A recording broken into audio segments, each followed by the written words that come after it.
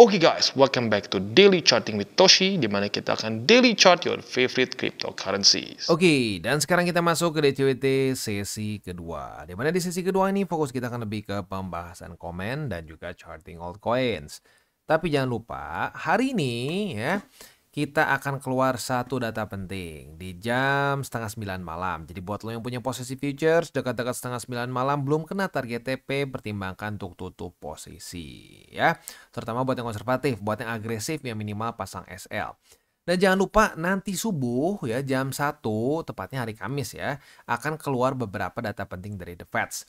Nah, gue udah bikin video khusus untuk pembahasan The Feds ini ya. Jadi buat lo yang pengen lebih tahu lebih dalam mengenai resiko ini, boleh nanti stay tune di ya lebih malaman sedikit, gue akan upload video lagi specifically mengenai The Feds begitu. Dan bukan cuma itu aja, ada beberapa event juga lah. Ya, jadi buat lo yang mau ya silakan nanti stay tune aja. Nanti malam kita akan upload satu video lagi ya. Oke, langsung aja kita masuk dulu kondisi BTC. Kondisi BTC dia masih bertahan di atas dari 82.500-an, which is good ya. Tinggal kita lihat aja apakah ini akan lanjut membuat lower low atau jangan-jangan bulls nggak mau lanjut membuat lower low dan lanjut lagi ke atas ya. Nah, ini mungkin bisa ditentukan juga dengan data-data penting nanti malam sampai subuh. Ya, jadi ya kalau gue sih mungkin mengingatkan sekali lagi aja jangan sampai jadi tebak-tebakan di market. Jangan mencoba untuk mendahului market lah gitu kasarnya ya. Wah, menurut gue bakal ngepam nih. Gue harus gede-gedean dulu, all in dulu sekarang atau ngelong gila-gilaan. Jangan ya, justru gue malah menghindari masa-masa rawan itu ya, atau jam-jam rawan karena volatility-nya seringkali tidak bisa ditebak gitu ya.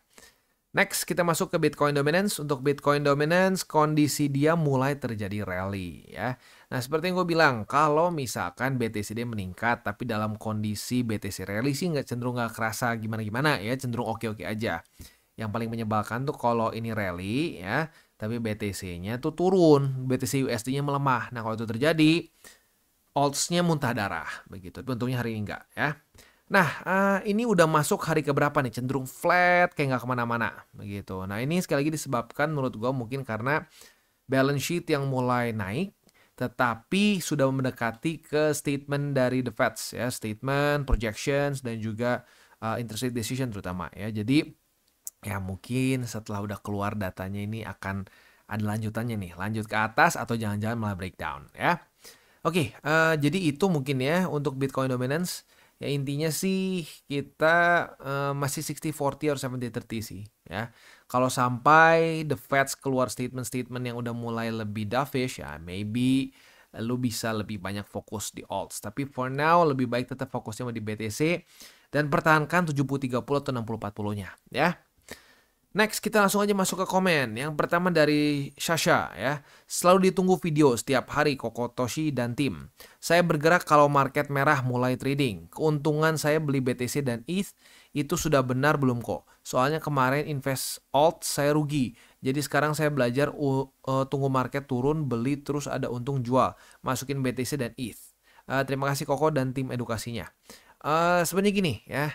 Beli jual jangka pendek nggak masalah sebenarnya. Nah, cuman hati-hati kalau misalkan terlalu pendek, apalagi lu TP-nya semua gitu ya. Nah, seringkali begini nih ya. Wah, profit misalkan ya, kita ambil contoh waktu lagi trendingnya enak nih misalkan kayak di sini nih. Wah, turun, beli, naik, profit, asik ya, turun, udah gitu beli, naik lagi, profit ya. Nah, tapi kalau misalkan nih ya, lu beli di sini, wah koreksi nih beli, atau sini deh contohnya lu beli, taunya turun lagi, aduh turun lagi, nanti mulai kepikir, aduh modal gue udah dimasukin semua ke sini nih, gimana ya, udah deh gue tutup lagi deh, kayaknya bakal lebih dalam, taunya enggak, naik lagi. Nah, itu seringkali mengundang beli di resisten begitu. Jadi ya boleh-boleh aja ya, lu ada posisi jangka pendek tapi fokusnya bukan di situ, fokusnya di DCA jangka panjang begitu ya, atau at least kalau gue ya at least satu business cycle begitu ya. Jadi kalau gue tuh selalu ada porto tuh harus kita bagi jelas antara jangka pendek sama jangka panjang begitu. Kalau jangka pendek itu kecil-kecil aja lah ya, nggak sampai, kalau digabungin semua tuh nggak sampai 10% kalau gua ya. Tapi kalau lo lebih lebih risk taker mungkin boleh. Nah, tapi jangan dicampur-campur sama spot. Nah, kalau spot ini kalau gua berpikirnya tuh cyclical Itu per satu business cycle. Begitu ya. Next.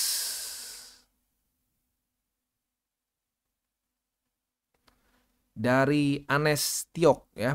Bang Toshi, saya mau minta saran. Saya beli BTC dan cara saya DCA dengan loan. Jadi saya beli kemudian saya pinjam USDT untuk tembak saat BTC waktu dip. Kayak sekarang, apakah ini worth it ya? Gini, berarti lu beli BTC, ya lah.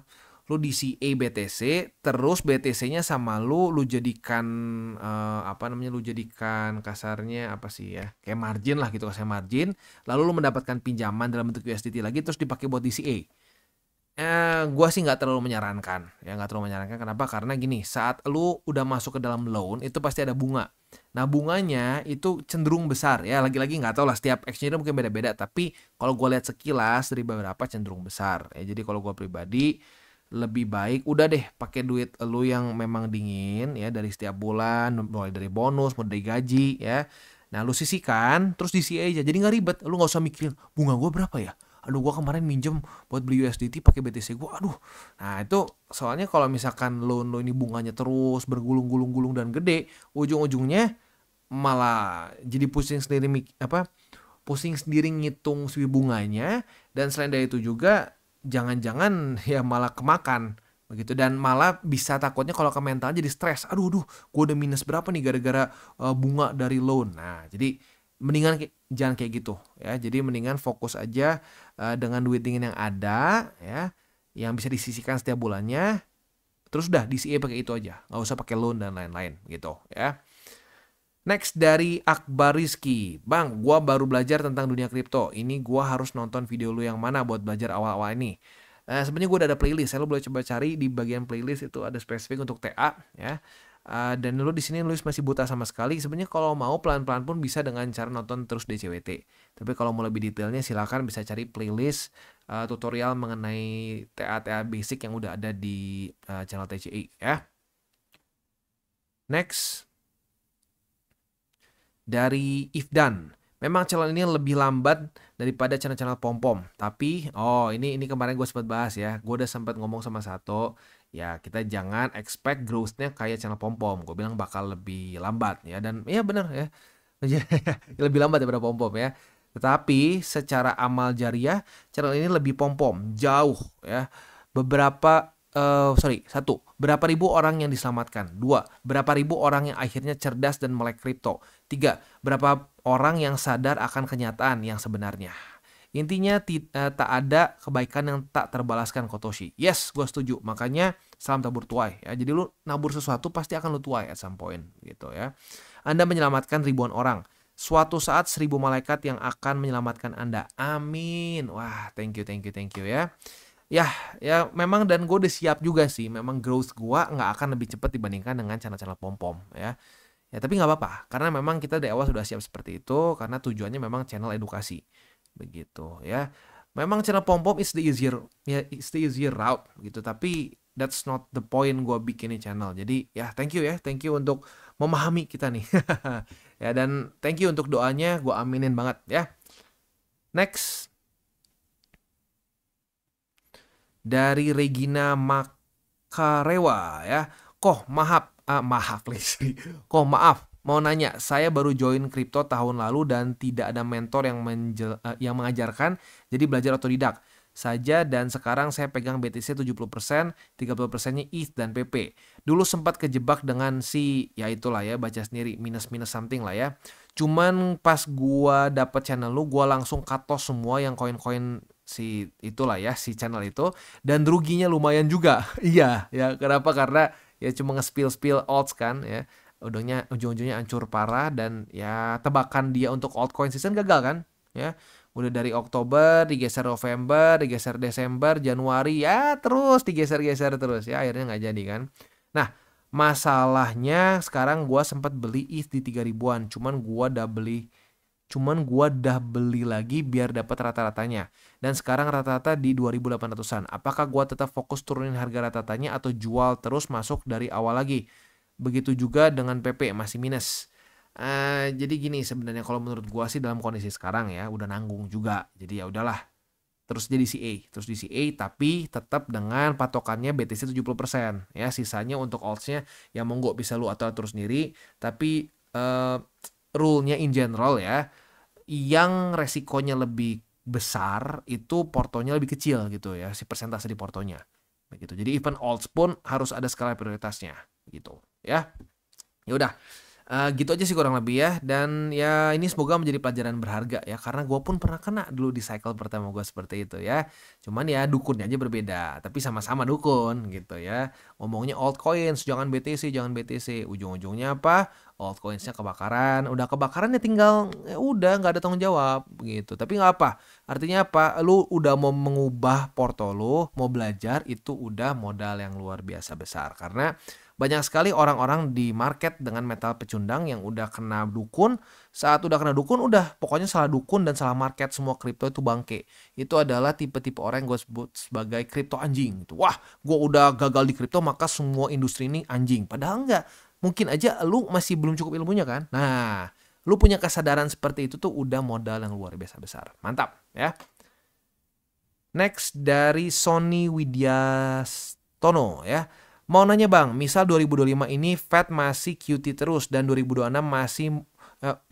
dan 2026 baru mulai QE. Apakah bisa terjadi BTC Pump-nya di tahun 2026 dan mematahkan historical 2026 masuk bear market? Kira-kira mungkin bisa terjadi nggak bang? Salam bertuai. Menurut gue bisa-bisa aja ya. Ini ada bawahnya gue belum baca. Semoga sehat dan sukses selalu. Amin, amin ya. Bisa-bisa aja. Tetapi ya sampai sekarang selama masih belum ada datanya ya kita cuma bisa berandai-andai aja kan. Cuma bisa berandai-andai. Ya kita tinggal lihat nanti faktanya seperti apa. Tapi ya market tuh gak tahu kenapa ya. Memang aneh sih. Di cycle kemarin aja gue pikir wah ini ada kemungkinan pecah nih. Waduh kita pecah nih kayaknya nih ya. Di cycle kemarin nih. Di weekly ya. Waduh ini belum kuartal 4 loh. Belum kuartal 4 kok udah drop kayak mau bear market. Biasa kan sebelum-sebelumnya enggak nih. Blow off top gitu ya. Nih, boom. Blow off top lagi ya. Tiba-tiba di cycle kemarin 2021, waduh kok minus 50% ya. Dan udah ke EMA 50, sebenarnya kalau 50% sih ya ini juga dekat-dekat pernah sih 40 and something gitu ya. Nah, tapi ini menyeramkannya tuh dekat EMA 50.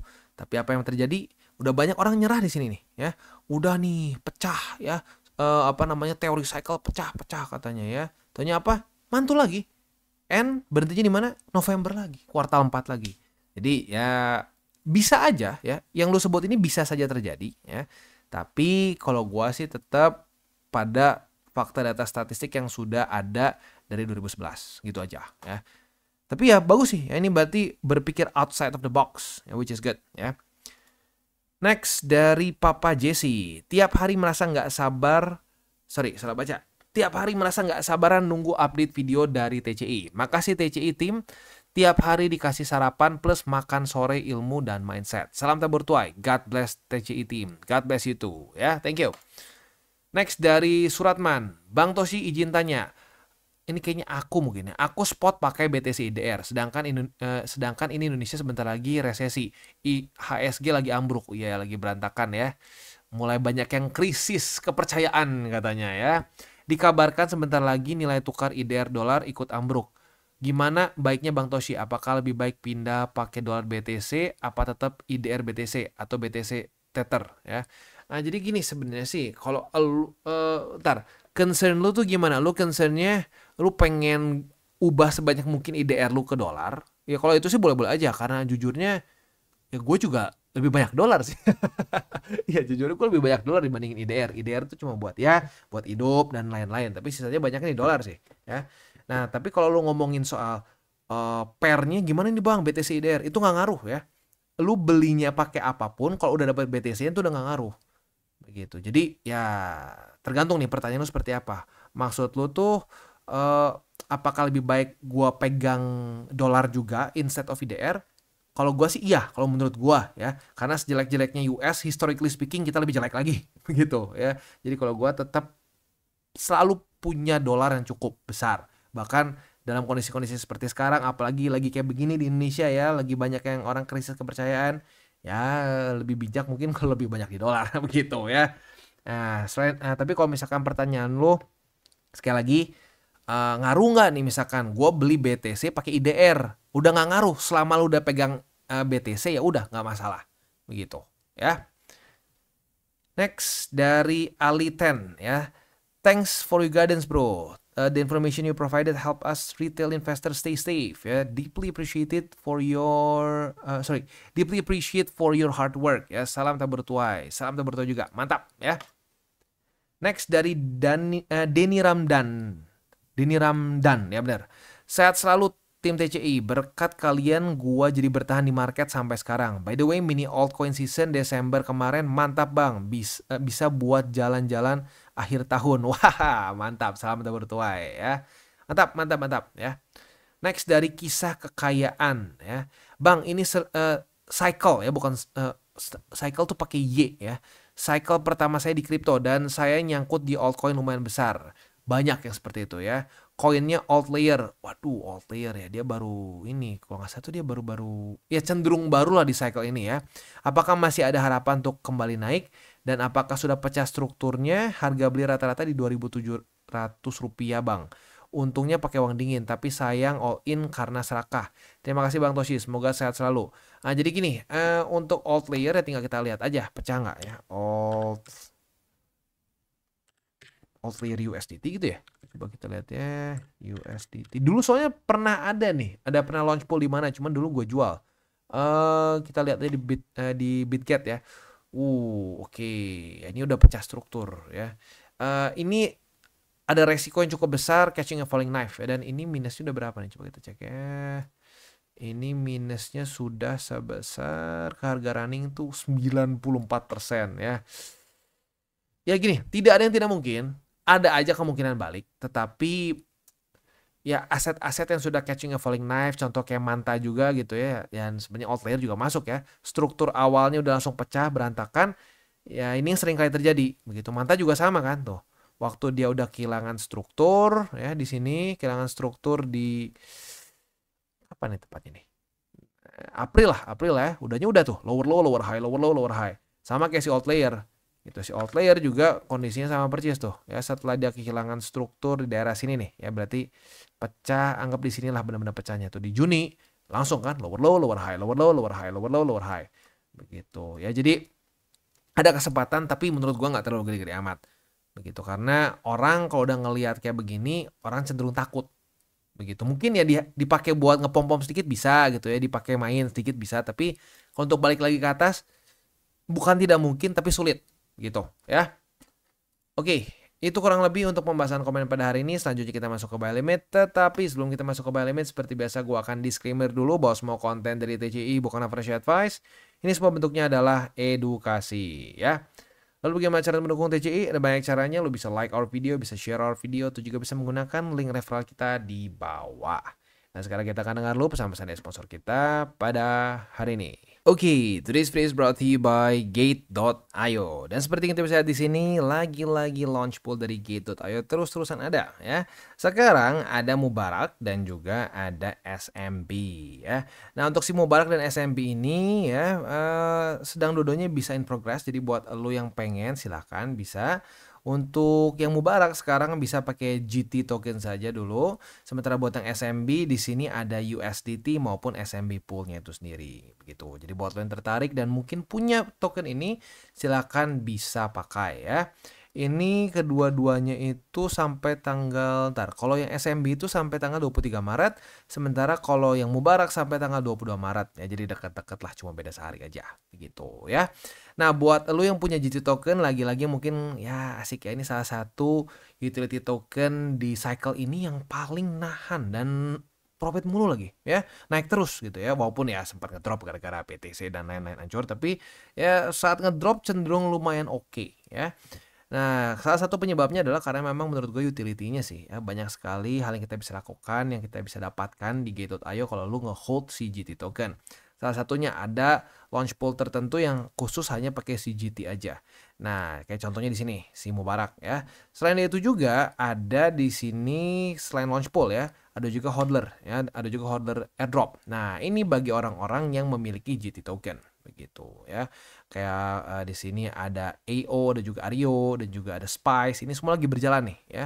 Nah, jadi banyak sekali token-token lo bisa dapatkan dengan lo nge-hold si utility token dari Gate.io ya. Jadi mantap nih ya. Banyak hal yang kita bisa lakukan di Gate.io.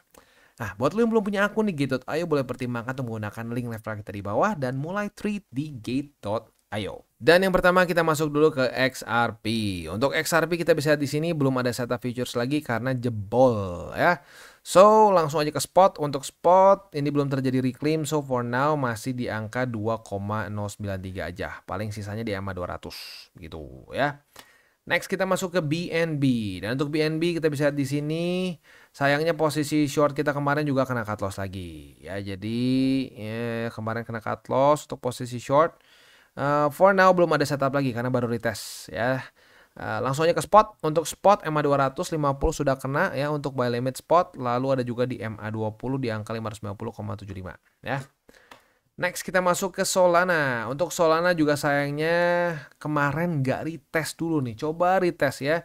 Retest di sini dapat buat yang konservatif. Tapi sayangnya enggak, ya sudah. Artinya apa? Belum rezeki ya. Oke, langsungnya ke spotnya. Untuk spot ada di angka 121,16 dan di 118,6 ya. Itu kurang lebih untuk setup di DCWT sesi kedua ini. Sebelum kita tutup DCWT sesi kedua ini, seperti biasa gue ingatkan lagi 3 golden rules. Jangan pakai uang panas, jangan over leverage, berpikirlah jangka panjang. Jangan lupa nanti malam kita akan keluarin lagi satu video mengenai the Feds. Ya, buat lo yang penasaran silahkan boleh nonton nanti malaman lah ya, mungkin 7 mungkin ya, jam 7-an atau sedikit lebih malam ya. Oke. Dan kita tutup dengan salam tabur tuai. Apa yang lo tabur kan lo tuai, jadi taburlah sebanyak mungkin hal baik. Oke guys, jadi itu adalah akhir dari segmen DCWT kita pada hari ini. Dan jangan lupa bagi kalian yang merasakan manfaat dari segmen ini, jangan lupa untuk share ke teman-teman kalian. Dan apabila lu pengen mensupport channel kita, ya TCI, jangan lupa untuk menggunakan link referral kita di bawah. Nggak wajib ya, tetapi apabila lu menggunakan link referral kita di bawah, ada macam-macam ya, dari Bybit, Huobi, Maxi, toko kripto, dan banyak lagi ya. Ya, walaupun nggak wajib, tapi kalau menggunakan link referral kita, lu secara langsung membantu perkembangan dari TCI. Dan satu lagi, jangan lupa juga untuk join Telegram group kita, di mana kita bisa ngobrol-ngobrol santai mengenai dunia cryptocurrency secara dua arah. So, jangan lupa untuk like, subscribe, click the bell icon, and see you on the next video.